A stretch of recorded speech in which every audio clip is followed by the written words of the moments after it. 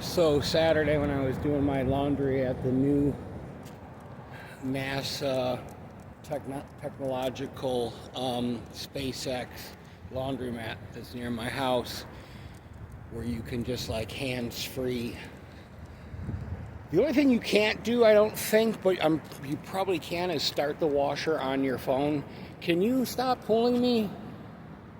I have no idea, like, why you have to pull me. We're going in the fucking direction that you were going in, and that's where you're pulling me to. I can't wait till you can get a fucking drone to walk your dog so I can just go outside and go, this is where you're going, and the fucking thing will just float above him.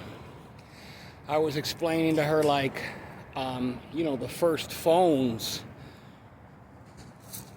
Come on. The first phones, like, I remember as a child, were the rotary ones where you would dial up, and then you would have, like, somebody would answer and you'd go, "Grandma?" And they'd be like, "No, who's this?" And I'd be like, "Well, who's, like, what number did I dial?" And they'd go, "Well, you didn't dial your, like, whatever." And you'd go, "Fuck," and you'd, like, redial the number, and it could get to the point, like, if you were ever in an emergency and you were having to go 9 1 1, like, it was a fucking thing. And just, I remember, like, call waiting when that came out. Like, that was fucking, that's how boring, like, the 80s, late 80s were. That call waiting was a big fucking deal. Like, a beep would happen, like, and I was telling the girl, she's like, "Well, what happened before call waiting if you called up and there wasn't call waiting?" I'd go, "You'd get a signal that went," and she'd go, "What is that?" I go, "It's called a fucking busy signal." I go, "Yeah, we forgot about the busy signal. That's a thing." Then there was, like, the cordless phone, that with the antenna. You'd have to charge it, or you would forget where you put it. Then they came out with the cordless phone that you could page it, and it would tell you where it was at. You'd press page, and then you'd go, like, up the fucking stairs and go, "I'm listening," and it'd go beep, beep, beep, beep, beep, beep, and you'd be like, "Oh, thank God our family has fucking money," you know what I mean? The answering machine. I remember the first computer my dad brought home, and this is back in the day when there was this thing called a cheater box, where, like, you could get free cable channels by having this illegal contraption on top of your television, and it would give you free cable. I don't know how the fuck it worked. It's all witchcraft to me anyways. But you would literally just, like, hook up the fucking thing, and it's like, oh, look at all these channels that there are. Back when I was a kid, there was like 6 channels. In New York, in Buffalo or Lockport, New York, there's Channel 11. MTV kind of came out.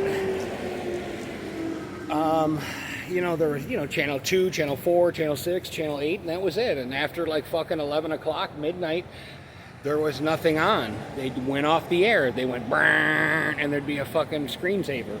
Back then, it wasn't called a screensaver, though. So, the first computer my dad brought home was a Commodore 64. It was a keyboard, a bunch of fucking weird chords. And keep in mind, the television is like, it's like a coffin, like half of a coffin. It's fucking huge, And it wasn't high def like it is today.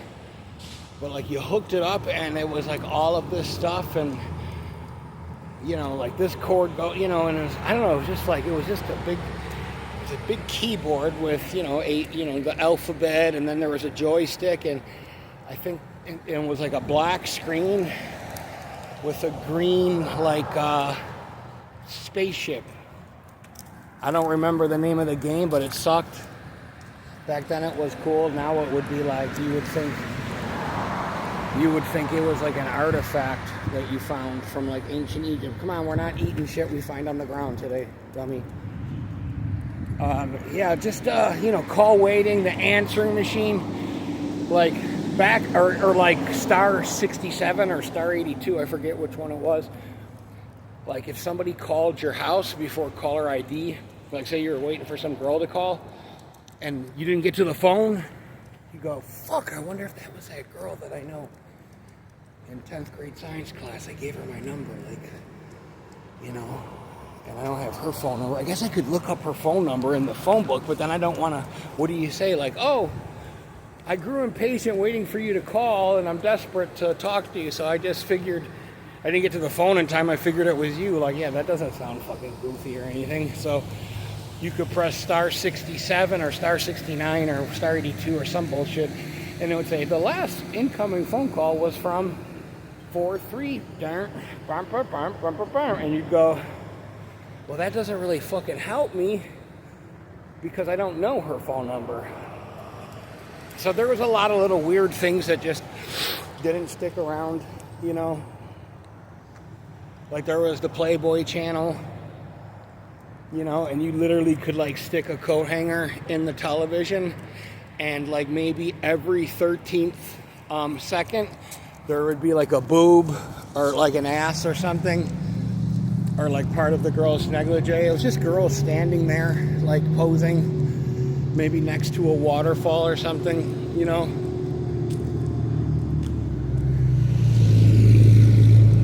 So what else was there that was weird?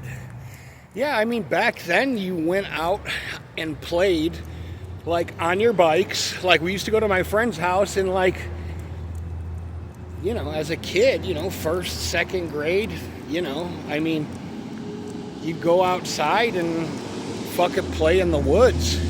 What would you play? You'd play Army, of course, or you'd be building a fucking fort or bike ramps, or, you know, I mean, but like your parents didn't like have fucking access to you. They just, it was understood. Like you would go as far away. Like I remember when I first got my driver's license and I would drive my dad's big ass 84 Caprice Classic. I would drive down the main road, which is much like this road in New York. It was called Transit Road. I would drive up to where like Amherst, New York was, the Eastern Hills Mall. I would drive past that and there was a road called Walden Avenue. Come on, Bubba. There's a road called Walden Avenue. And I remember driving up that far and going, that is far enough. You know what I mean? I'm going back home. Then as you slowly got braver, like to me, you know, we would venture into Buffalo from Lockport, which is about 40 minutes. You would go down that's the dump truck from our neighborhood, Hercules. That's the cat guy.